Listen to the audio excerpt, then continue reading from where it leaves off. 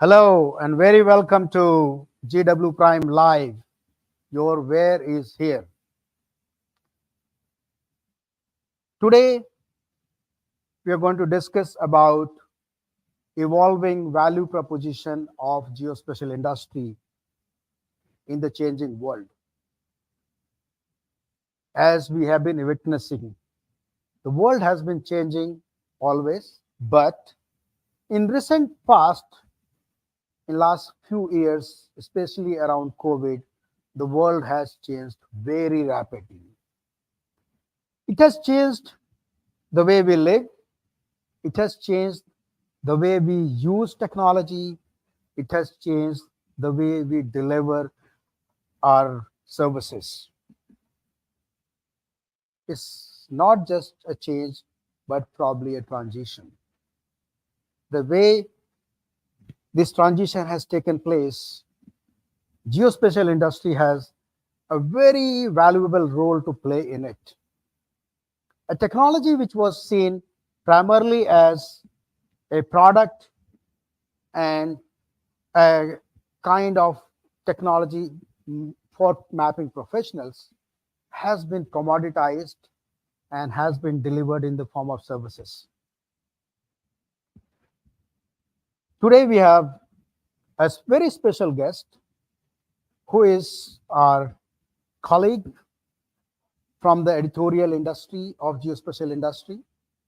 Let's welcome Jeremiah, the group editor of Diversified Communications and editor of GeoWeek. Welcome, Jeremiah.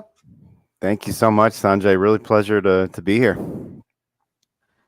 And my sincere apologies for waking you so early up today. So very good morning. I'm usually up this early-ish, so no worries there. So thanks for joining us. And what do you think about the changing world at the moment? Well, what you just mentioned in your intro, I mean, it really resonated with me. And what I was thinking as you were talking that through is just about these changes that have happened, really underscoring the power of location. And it's simple enough to just kind of use that term, but in some of the different mapping products that we've seen over the past couple years, we've seen what that power can look like. I remember being at your event, and I mean, it was right before COVID, but putting together an article about the fourth revolution being powered by data, and that was true then, but it's even more true now. But what it means to see that realized in how many different products, how many different industries, has just been eye-opening on multiple levels. And even a couple of years ago, Jack Dangerman, who you obviously know well and is a legend in this space, I mean, he wrote about we're being in the golden age of geography. And I just see that in so many different ways, and it's just really inspiring on multiple levels. Yeah. So yes, you're right that the location has been underscoring factor into almost every walk of living. So what do you think about how this geospatial industry is changing, from being a product-centric industry to the services or solutions? I think it's changing because of the technology is changing. It's becoming that much easier to create maps. It's becoming that much easier to capture data. What you can do on your phone now is so much different than it was a few years ago. But then I'm talking about 10 years ago. I mean, we've run events like the SPAR 3D event, which I mean was laser scan. I mean, essentially a laser scanning event where these were machines that were six figures to capture data that you can now, I mean, you can use your phone to do. I mean, all those machines are still out there, and you still need the kind of accuracy that you can get out of those really expensive machines, depending on the project. But there's lots of projects where you don't need that kind of accuracy. And so what kind of opportunities are being opened up by the maps that you can create on your phone? And we're just seeing professionals in all different industries, whether it's architecture and architects and engineering, energy and utilities. I mean, surveyors are be able to leverage this technology in ways that they have never been able to before. I think that's an interesting point. What you're bringing up is that the mobile phones have become a tool for data capture.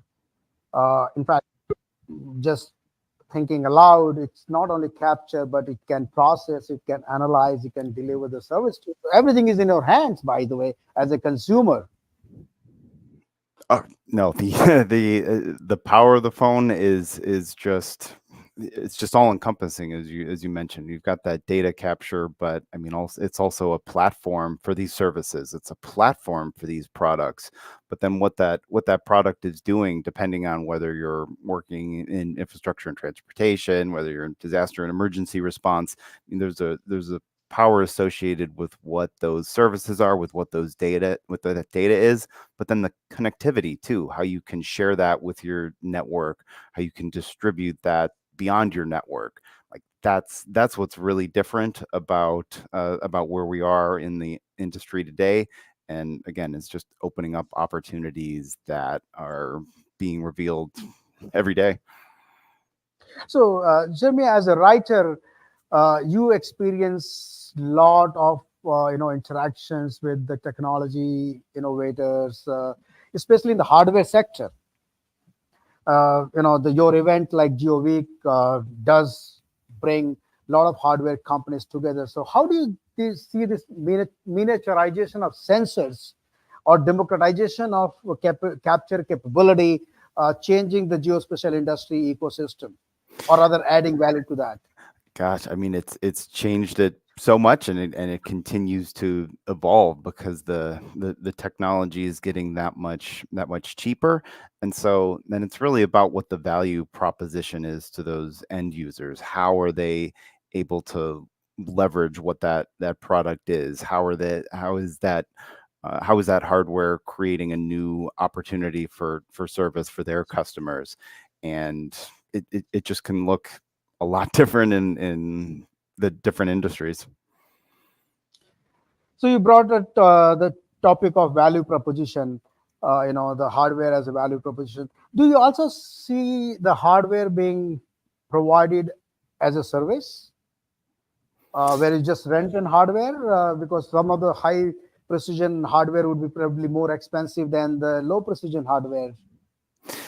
I could see that. Like the challenge with it is that for for a lot of these organizations, they have projects that aren't just going to they're going to need to use that hardware more than once. So if they're getting familiar with something, it doesn't ultimately make that much sense for them to essentially rent that and then sort out what that works like for their processes to be part of their workflow.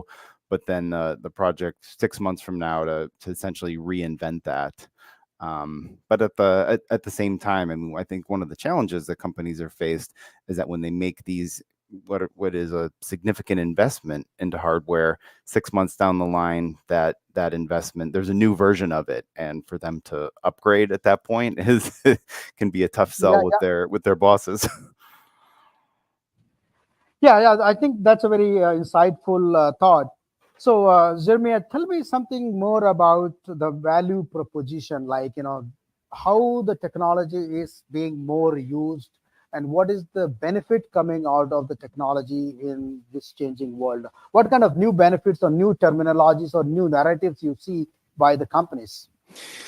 Gosh, I mean, there's so much to that. Like, if you're not at our event that you mentioned, I mean, I've seen a lot of it in the case studies that we've had, where I mean, ultimately, it Uh-huh. comes down to what a given process that you can do in a faster, cheaper, or safer way, and being able to quantify that in terms of that surveyor taking, instead of 2 days on the site, he can now take 1 day for a project that previously took 5 days is now down to 3 days, and the amount of time how that that all of that pencils out on your bottom line. think one of the bigger challenges to quantify the value is associated with safety, because what does it mean to a team when a person doesn't have to physically walk around a stockpile anymore? Or what does it mean to somebody who doesn't have to climb up a tower anymore to capture the data that they need, because they're able to use a drone for that, or they're able to look at a digital twin as opposed to physically having to go up there. So I mean, there's value on that side, but then too, you're freeing up resources for some of those teams. Rather than having to go out to capture that data themselves, they can look through that digital twin to say, oh, here are our problem spots, rather than, and let's talk about these and address these issues before they turn into actual problems. Let's make this what's a $10 fix instead of a $1,000 problem. So this whole technology revolution has, you mean to say, made utilization of this technology more safer and less human intensive. Well, I think the human piece of it is still there, but the human piece is being utilized in a different way. And so that the human piece, rather than having to assess for themselves those five tower poles to go out and capture the data associated with all of those, instead they can look at information that is being provided to them based on a scan, based on a digital twin, based on info captured by a drone. And but instead of five polls, they can do that with with 10 polls or 15. I mean, depending on what the specific situation is.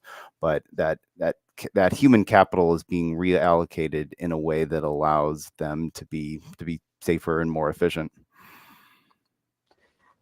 So in a way, the surveyors can actually use information collected by machines first before planning and going to see what they're going to do. Oh, absolutely.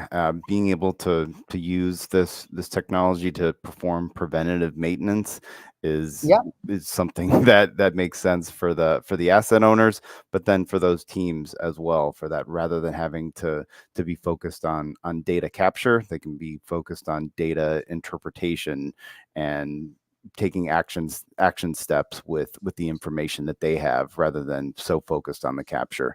And maybe that's one of the bigger shifts that we've seen even in the past few years, and even before that, is that there previously had been so much focused on data capture. Here's how many pixels you can get. Here's how much information you can get, and all of that's still relevant, especially when you talk about issues of accuracy. But there's been a big shift in terms of, all right, what are we doing? Not only what are we doing with the data, but what can we do with the data? And those are the kind of conversations that are really interesting to have, and that we've seen take place in all different industries. And it's just led to some incredible products and opened up incredible opportunities. Yeah, there's a great opportunities ahead of us. Well, you are an editor of the magazine and you also produce shows. So one of the jobs which you have is to communicate about this industry. So what do you think about the communication aspect of it? Do you think that we as media are communicating enough together to showcase the value of the geospatial industry and its value proposition to the mainstream market? There's always more we can do, but I think one of the challenges that we run into is that when we use words like geospatial technology, or even the power of maps, like certain mainstream folks, they might say, oh, like that's not us, or that isn't relevant, or that doesn't connect. And that just isn't true. It's less true than ever, because it does. I mean, there's so many different things you can. I mean, back to things that Jack Dangerman has talked about. I mean, there's so many different things you can do with the map. There's so many different opportunities that can be created based on the power of location.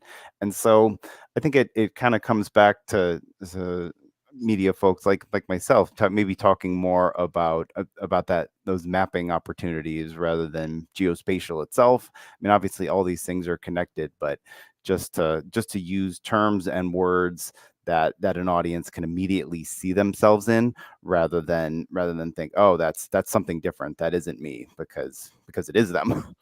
It's everyone.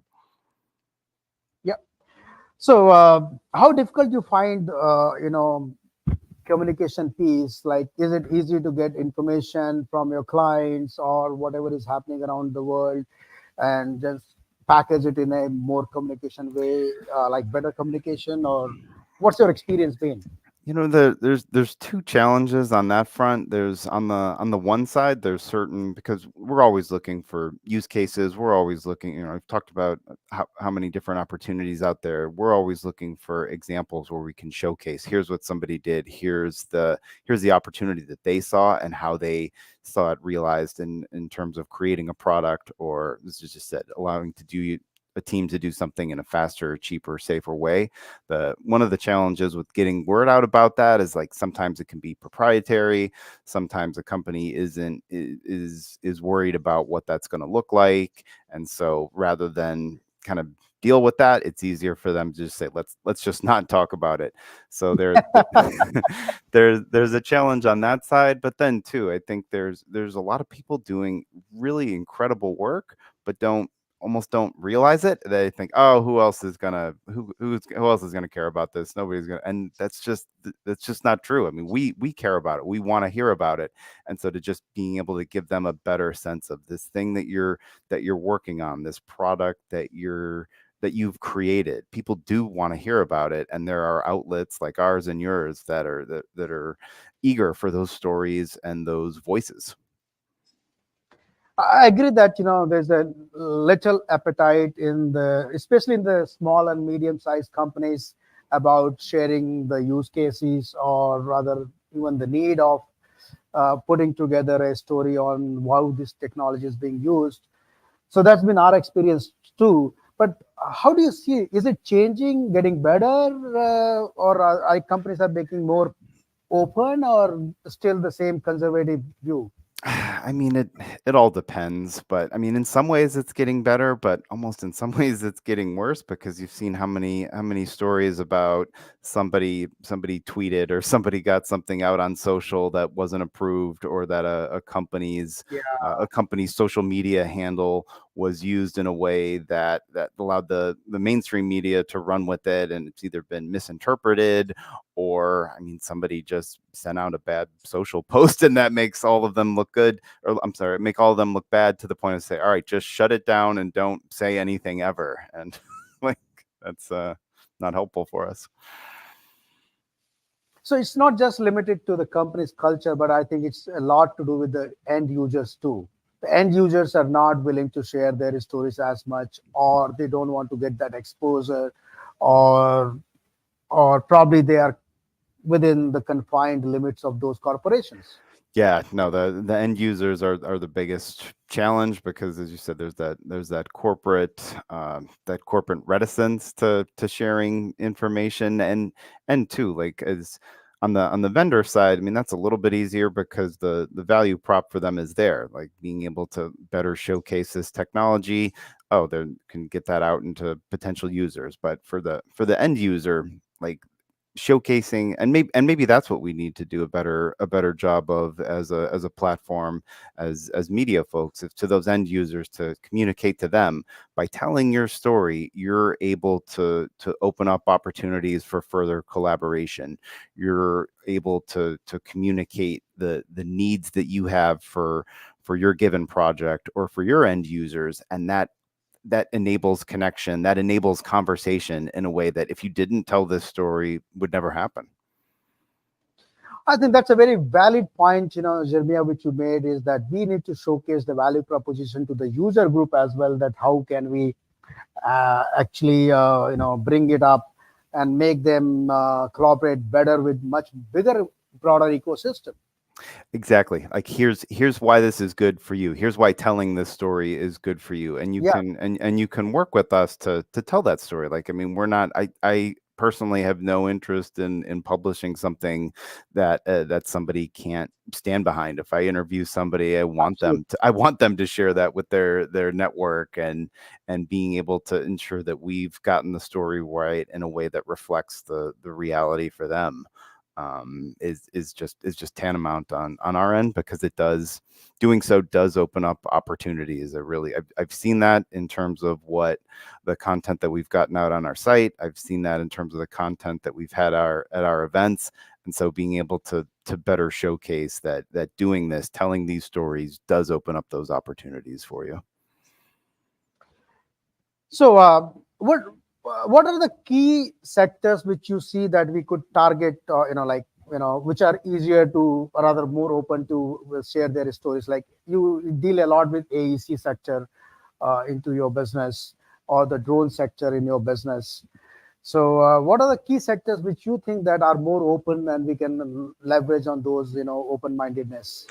Gosh, I think the AEC sector has tons of different use cases Yeah. that we want and need. I think the energy and utilities space has a ton of use cases and value prop. And I mean, in both of those, and even the infrastructure and transportation, if you want to talk about like DOTs, I mean, that's where and surveying cuts across all of that. I think it's a matter of getting some of those companies and end users to better understand what's out there. Like I think we've seen this shift with drones in the drone space, and that 5-6 years ago we would have people coming to the event or coming to the site saying, all right, can it really do that? Like is that really gonna create that kind of value? And we aren't seeing that kind of question anymore, but it's really more about people coming in and saying, okay, like I believe I know that the technology can do that, but how is it gonna help me? How is it gonna impact my workflow? What does it mean to adjust my process to pull this piece of technology into that? And obviously there's no there's no one answer to that, because it depends on what you're trying to do, depends on whether that's a one-off, depends on whether you're already you're considering scale as part of that adoption. But I think there's a ton of industries like those specific ones, but then too the horizontal applications are off the charts. So, what you're saying that we need to really look at bringing up the modules of workflow integration. Like if you can communicate that integration, like for example, like how to integrate geo with BIM or digital twins, and then look at plan or design or build or operate kind of functions. So if you have models of workflow integration supported by the case studies, the communication would become better. Absolutely. And I'm the data silos that exist in companies and in individual workflows has been very revealing to me, just in terms of how much of a challenge it can be. Because I mean, we talked about how much more data is out there, how much data that you can capture just with your phone, which is great. But that's led to data silos, where this information exists in this one system that isn't able to communicate with the the larger system, that isn't able to integrate with an established workflow. So then that's becomes a project in and of itself, is to integrate that data. And it's being able, and that's why it's so important to before you go out and start capturing data, before you make that purchase, is to identify it. Like, how is this going to work? How is this information going to become part of our process? Or how is our process evolving to utilize this information or to integrate this piece of software? And without those baseline questions, you lead to data silos, data bottlenecks, in a way that gets people and stakeholders to say, you know what, this isn't even worth it. And that not being worth it, it's not because of the technology itself, it's not because of the people that are involved, it's the process, and either sticking with or not being able to move from that the way things have always been done. I think you just nailed that point, and that's very important. So let's, we have a couple of more minutes left over. So I want to pick your brains on, we as media industry or media community of the geospatial industry, how can we collaborate amongst ourselves, like Geospatial World, your organization, and other media organizations? How can we collaborate better to communicate better? I think on our end, it's a matter of being able to provide different perspectives that might be of the that might be of the same core issue. But when we do have those use cases, when we do have those perspectives that we can get out and onto our platforms to be able to communicate with our colleagues to say, hey, this was a really interesting use case, or this is a really interesting perspective, and to allow others to tell more of that story, to provide more insight of what's there. Because as you know, I mean, if you when you capture that perspective, there's so much more to it. There's different angles that you can explore with somebody, or different value that you can lay out. That AEC use case, and we could talk about that in a way that makes sense for an architect, but then there's another angle to that that's more on the construction side. But I mean, that's just telling that story in a fuller way, and seeing that those stories explored across multiple platforms, like that can make sense for each of those individually, but then collectively there's so much more to it that as an audience member, you can bounce from one to the other and see that fuller picture. So I think you just made another, very interesting point, Jeremiah, that uh, we can also collaborate with the other industry magazines, be it in construction or architecture or energy or so, and then we bringing that domain knowledge to them, and they have an outreach to the user sectors.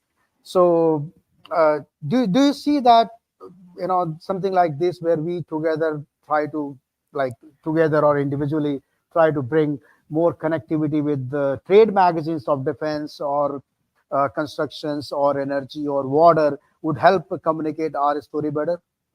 I think we can, and we need to. Like, it's a matter of shifting, of creating that thought on our end in a way that isn't always top of mind. Like for me, I know that after I connect with somebody and put together a draft and assemble the story and sort out a publish date, and once we get that out there, like in my head, there's this sense of relief. Is like, okay, I'm done, and now I can move on to the next thing.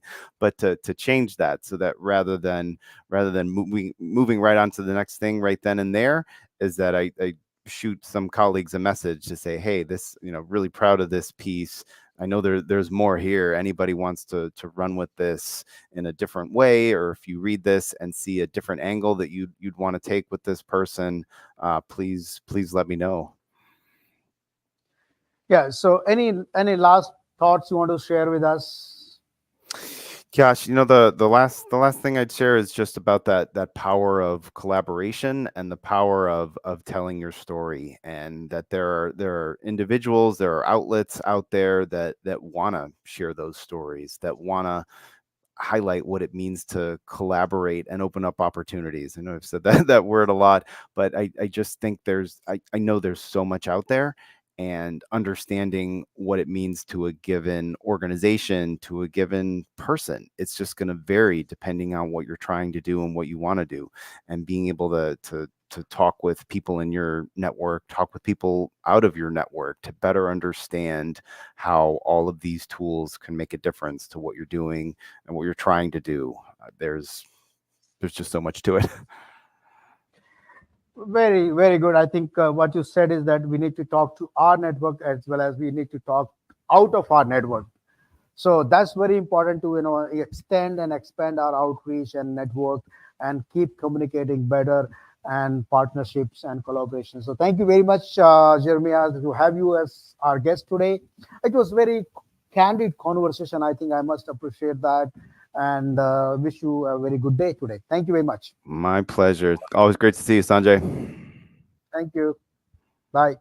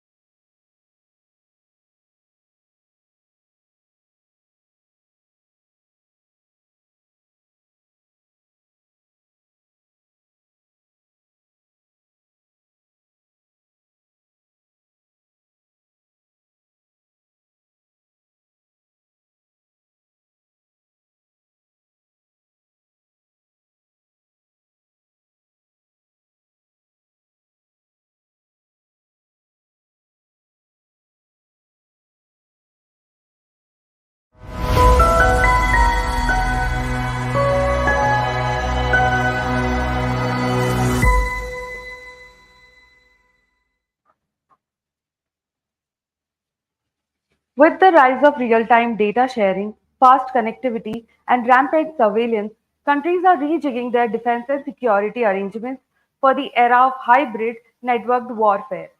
Widespread technology deployment and geospatial and data integration has become critical for all facets of defense and national security today.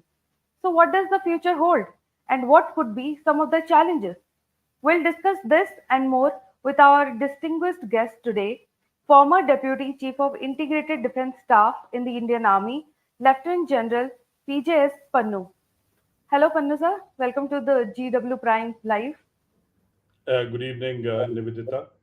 I'm very happy to be talking to you on a very important sector of the future, and of course, contemporary importance to military, and also dual use in civil sector for the development of human.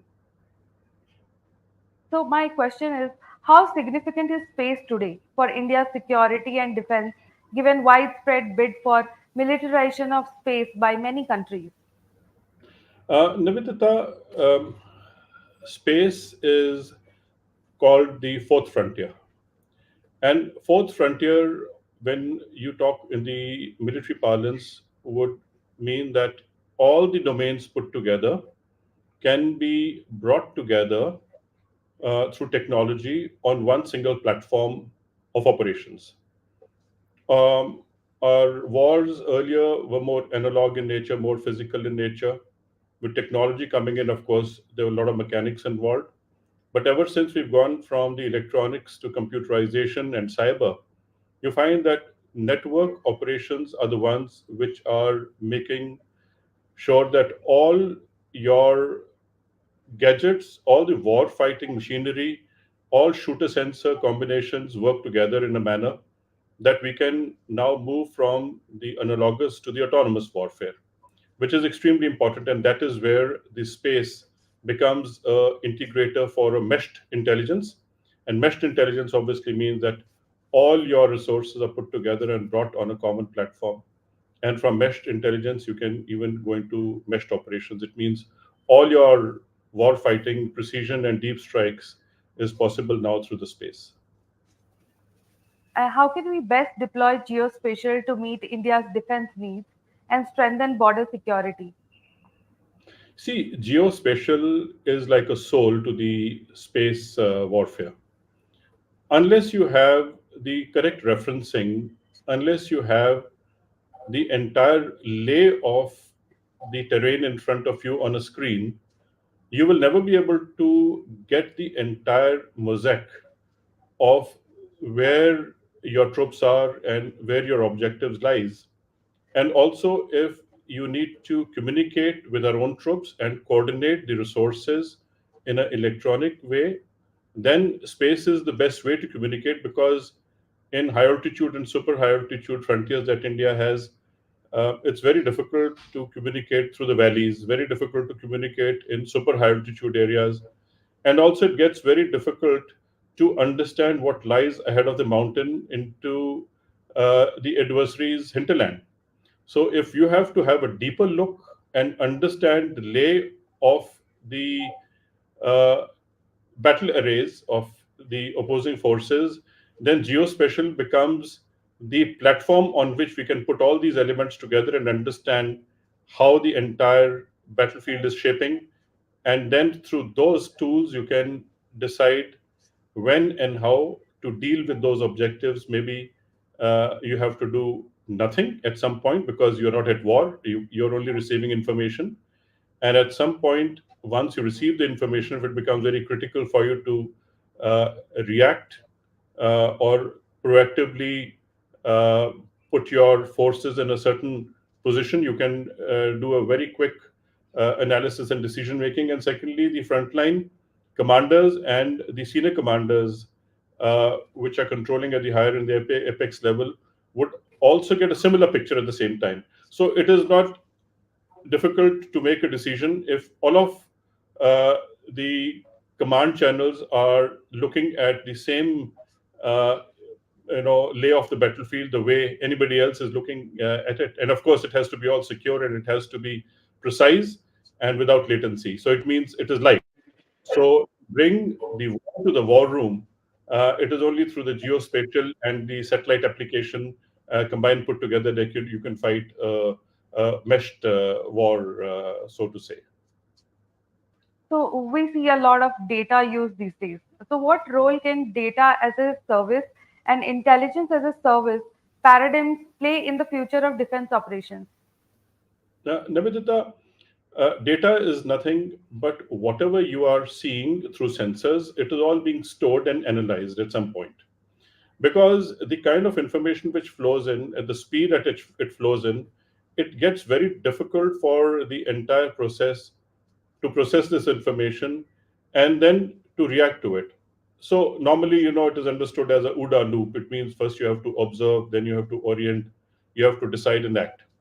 But when it comes to application from the space and through the networked um, processes, then it becomes the observation and orientation becomes instant.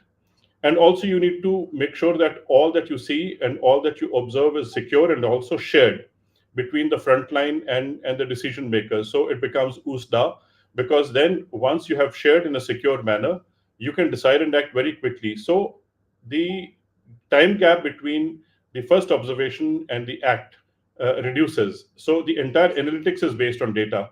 And unless data is properly harnessed, it is properly analyzed, and from the analytics, you can prioritize and come to a correct decision. You will not be able to achieve a result faster than that of your adversary. So, all this process has to happen instantaneously. Anybody in the battlefield who can do it better, more accurate, and faster will be a sure winner. Otherwise, there's no point acting late and acting wrongly. Right. So what are some of the latest military innovations that can transform the battlefield? As far as military innovation is concerned, we've been talking about the analog communications. Earlier, the logs used to come through voice and through SITRIPS, through the digital means, in a very conventional mean through the communication centers or signal centers, and the entire information was then processed, or phone calls, or it was not possible to very quickly have conferencing or very quickly to have all the data processed and options generated. So now it is possible that whatever information is coming, you certainly have a voice availability along with the data availability together. So all your maps, all your markings on the maps, all your visual transparency of the battlefield will make commanders at all level understand the situation at the same time in the same way. So as a result, the network centricity that we were talking about is achievable. Now, network centricity is something which means that all that is available across or in the battlefield is all brought together at a center point. That is network centricity. But the plethora of data and the huge frontier that India has, over 3,500 kilometers of northern borders and similar, uh, you know, West Pakistan border, it is very difficult to harness all that data for a quick decision making. But it is possible now through the network centricity that you can have systems of systems or subsystems in which whatever is important for a particular thing can be all put together. But I think what is possible and what is important and where we should head is for mosaic warfare. It is very important for all the shooter sensors put together on a geospatial platform. Those GIS applications have to look at the entire battlefield the same way from the sensors. And the moment sensors tell you that this is where you must act, the shooter sensor combination will work instantaneously together. And a lot of autonomous decision making can be taken, because in mosaic warfare, over a period of time, when you exercise, it means you have taken decisions over and over again for a particular situation. And the moment in real terms that situation crops up on your digital platform or on a mosaic, uh, it will be possible for shooter sensor to get activated autonomously. So therefore, it saves a lot of time and energy, and also it gives you an ability of understanding a situation from various perspectives. So therefore, a number of options can get generated on a larger battlefield, or in a war zone. You know which is a tactical battle area, which is more important, where you have to give more resources, where you have to apply in higher priority your resources or in time. It's all possible through the geospatial applications and bringing all the data together through analytics. Right. How can there are a lot of involvement of private players and startups rising in India? How can private players and startups contribute towards the development of dual use technologies? See, most of the military applications are dual use. Unfortunately, in our country, we did not first invest in the military use of space. Uh, we started with the civil application of space, but our INSAT program and the IRS program were adopted by the military into the SBS uh, uh, mode of getting the right amount of information uh, to the right quarters. But I think the hyperspectral and submetric resolutions are the ones which are very important. And I think today the way this space is becoming privatized, largely even in United States or other countries, you find that these privatization or private space companies are the ones who are quickly investing in dual use technologies, which can in one switch start giving information and communication and all that is required for military application. um, Ukraine and Russia war is a very recent example where SpaceX came in for communication, and later on, the entire data through the broadband internet started getting downloaded to the Earth stations and even mobile ground stations. The troops were getting not only the communication but also information, and a lot of more modes of delivery, not only missiles but also drones and aircrafts, could all be synchronized to be brought on a common mosaic. So it is all that is possible with the space applications, which are now being not only innovated, but I think largely put into military use case by the private sector very quickly. And now in India, over 200 startups have come in and joined the fray. So ISRO with the startups and a lot of incubation between the startups and the ISRO, that combination is also happening. That today through the launch sector, the space or the satellite, and the ground sector. So all these upstream, midstream, and downstream, you find that the private players have come in, and there is huge amount of synergy between all these. Of course, military and space sector all have come together in number of exercises that we have done. In fact, I've done two exercises called in space X 23 and 24 itself, and you find that there was a huge amount of synergy and commonality of the A thought process and B technology uh, for military use. And I think number of private players are now sitting and working on military use cases, which are not only for the Indian military use, but I think uh, once the satellite goes into the space, it becomes a global asset because space is a global common. Uh, Through collaboration, uh, through the military groupings, as you say, number of forces can very quickly be put together, and a number of resources can also be put together for fighting together or understanding or getting all the information together very quickly. It's now possible not only between the Indian private space sector, but also the international space sector private, and otherwise the government sectors have come together, which is extremely important as far as the future of military is concerned. I think space is going to largely not replace, but I think become a very trusted partner with the government agencies such as ISRO. So, like there is a lot of data available right now, and there is also fast connectivity available. So there are cases of jamming and spoofing.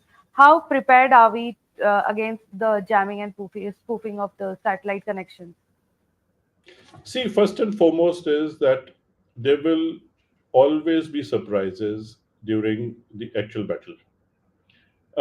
Systems may work very well during the peacetime. They may get very good results because you're not at war. But you will only realize that certain adversary assets are only going to be utilized against you during the contested environment and during the actual contested environment, which is a battle. So, therefore, forecast of what can be done and what should be done is extremely important through war games, which we've been doing. So, therefore, uh, first and foremost thing is that your links must be secure. And once your links are secure, you have to make sure that technology wise, uh, Chinese have already invested hugely into the quantum technology for communication. So, quantum communications is very important for initially giving you that kind of a assurance of communication security. The moment we switch to the optical links, all this is going to be extremely important. So, therefore, now the fourth frontier, that is the space, and the fifth frontier, that is the cyber, they have to come together. Fourth and fifth frontier put together will ensure that there are no cyber attacks possible for the space networks. Cyber has actually become a intrinsic uh, partner to all the networks which are non-terrestrial in nature. Um, so, in fact, what we are doing currently is that we are trying to build a lab which gives us cyber space standards. So, cyber and space have to come together to ensure that none of these space links or networks get compromised or disturbed or get interfered with through cyber attacks, which is very possible. In fact, it is happening even in real time today that there are a number of launches which have been disrupted through cyber attacks because all launch is a critical infrastructure. All the space communication is going to be critical infrastructure, and the number of gateways and number of landing stations are hugely vulnerable if they're not put to security. It is not only quantum communications which will secure, but I think cyber security is going to be extremely important. That how you completely make fourth and fifth frontier monolith for security. So, like you mentioned about cyber crime and cyber security, and you have worked in the past in cyber defense and security. So, how has the transition happened, and what are the scopes of improvement that you see? See, as far as transition is concerned, I think India has taken very timely step towards raising the Defense Space Agency and Defense Cyber Agency simultaneously under the same head. And I was very fortunate uh, to be heading both together. While these are two separate domains, but two separate domains cannot remain today. Say the terrestrial or the cyber world is very different because the space is also using cyber as a mode of networks. So, therefore, when we are putting these things together, all our data today, which resides in the non terrestrial networks, in the ground stations or in the cloud, can get compromised. So, as and when you find that your links are insecure or links need to work on like SEMA is nothing but electromagnetic spectrum and the cyber spectrum put together. So, all the EW warfare, ELINT, and SIGINT, all so there is a huge amount of combination of all this, whether it is from analog to digital, or you're talking about from communication to data downlinks. Uh, all of them have to be caged together, and I think largely a lot is happening. But I think there is always room uh, for us to build these labs, which at the moment I think we need to look at. Very soon, you will hear from us that we are building those labs where the cyber and the space have come together as one monolith to ensure that these networks are cyber secure. Thank you so much for your time and joining us for GW Prime Live. We had a wonderful time, and thank you for the so insightful information that you provided us with.